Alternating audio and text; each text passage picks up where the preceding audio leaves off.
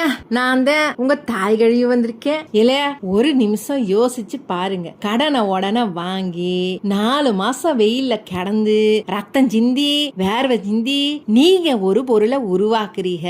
ஆனா அத கடை வீதிக்கு கொண்டு போனா அதுக்கு கிடைக்கிற வேலை வெறும் ₹1. எப்படி இருக்கு உங்களுக்கு? நெஞ்சு பொறுக்குதா? இல்லையே?